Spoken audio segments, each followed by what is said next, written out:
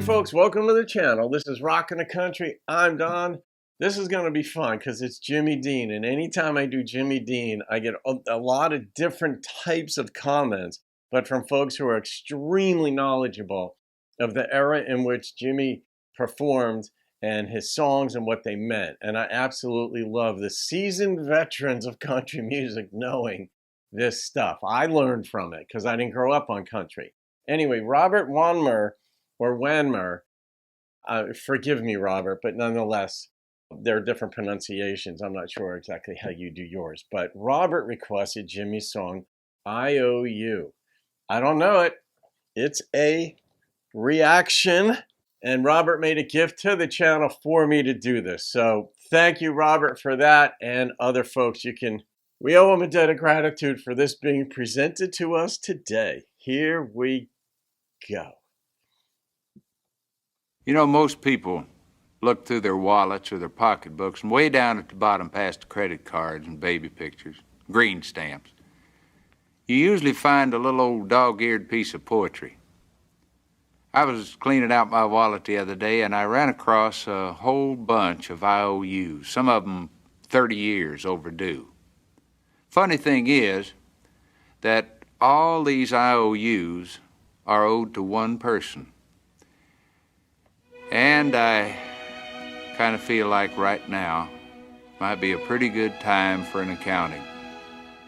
Oh. Mom, you listening? Wow. Mom, I owe you for so many things. A lot of services. Like night watchman, for instance.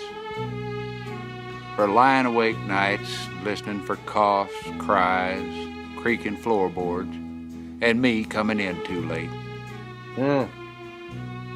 You had the eye of an eagle, the roar of a lion, but you always had a heart as big as a house. I owe you for services as a short order cook, chef, baker, for making sirloin out of hamburger, turkey out of tuna fish, and two big old strapping boys out of leftovers. I owe you for cleaning services, for the daily scrubbing of face and ears, all work done by hand, and for the frequent dusting of a small boy's pants to try to make sure that he led a spotless life, and for washing and ironing no laundry could ever do, and for drying the tears of childhood, and for ironing out the problems of growing up. I owe you for service as a bodyguard, for protecting me from the terrors of thunderstorms and nightmares and too many green apples.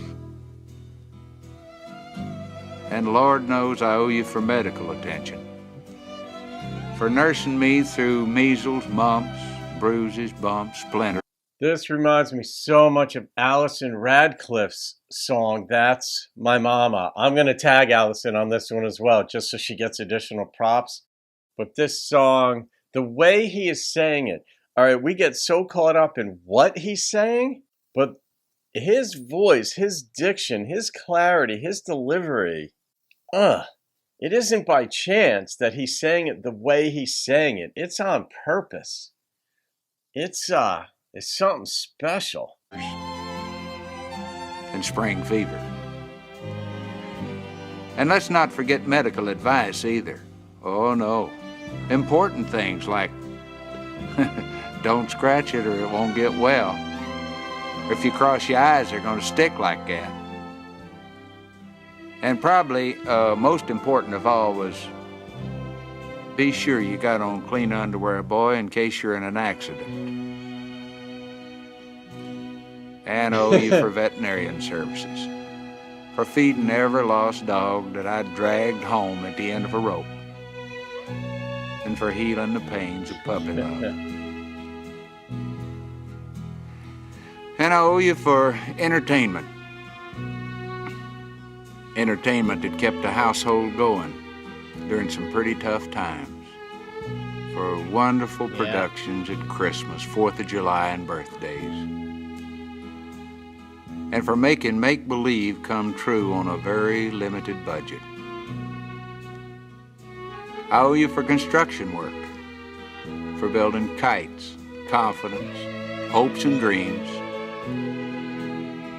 and somehow you made them all touch the sky.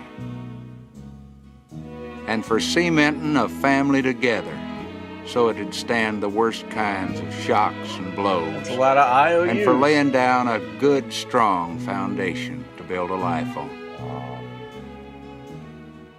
I owe you for carrying charges, for carrying me on your books for the necessities of life that a growing boy's just gotta have. Things like a pair of high-top boots with a little pocket on the side for a jackknife. And one thing, Mom, I will never, ever forget. When there were only 2 pieces of apple pie left and 3 hungry people,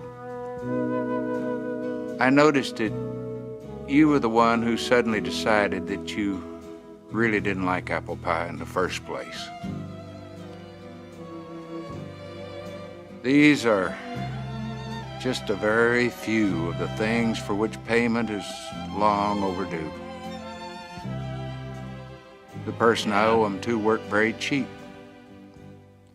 She managed by simply doing without a whole lot of things that she needed herself. My I.O.U.s add up to much more than I could ever hope to repay. But you know, the nicest thing about it all is that I know that she'll mark the entire bill paid in full for just 1 kiss and 4 little words. Mom, I love you.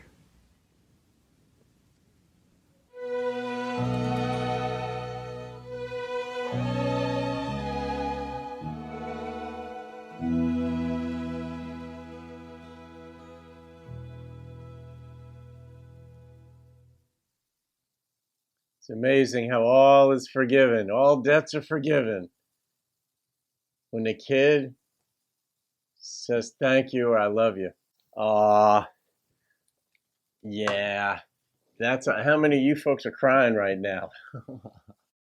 I have too many thoughts on this one to be crying. I mean, I know, like, I have surrogate daughters and a surrogate son too, and I was just on the phone with William a little bit ago. But you know, when Lex or Whit just send me a text, which is like almost never, but still when they do, or when I get to see them and I get the hug, and I just melt. I'm like, oh my God. Like, no matter how frustrated, I've told Lex many times, I'm like, man, you're gonna be the death of me. She's not even my child, but she's the closest thing I have to a child. And I'm like, when she was living with me for the year plus, and I'm like, you're gonna be death of me. And yet, all it takes is just a hug, a text, a phone call, anything. It's just a beautiful thing. But yeah, this is when you hear the run down the list there, and I'm thinking about my relationship with my own mother. I'm like, oh yeah, my mom did that. Oh no, she didn't do that. Like, not every mother does all of these things, but maybe Allison Radcliffe's mother does, because I mean the song "That's My Mama" that you did, Allison, if should you see this, that pretty much painted a similar picture, but that was based on your own mom. I do believe you said that in the comments. It was stunning, just beautiful. I'm just so happy for anybody who's got this kind of love and appreciation. I like the way it was said. I remember those green stamps. I never had them myself. They were done away with by the time, they would have been relevant for me. But I remember my mom had them in her pocketbook, I think. And, that was the days of the Sears catalog being mailed out, and everybody waited for that and all this stuff. But underneath everything, the credit card, the change, whatever else he said, the green stamps, underneath there, all these I.O.U.s. And that's pretty darn cool. Robert Wanmer, what am I going to rate this song? I am going to rate it. I was wondering at some point during it. I usually forget that I have to rate a song until I'm saying bye-bye, and then I'm like, oh yeah, I have to rate this thing. But I can't during it. I'm like, can I even rate this thing? But I'm going to rate this song.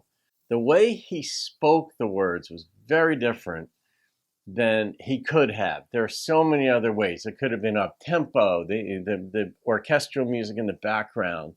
These were violins, not fiddles, even though it's the same instrument.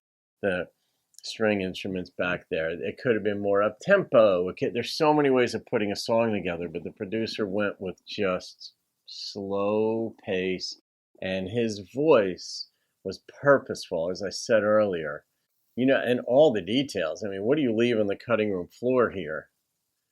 But, all right, the number that struck me on this was a 9.2.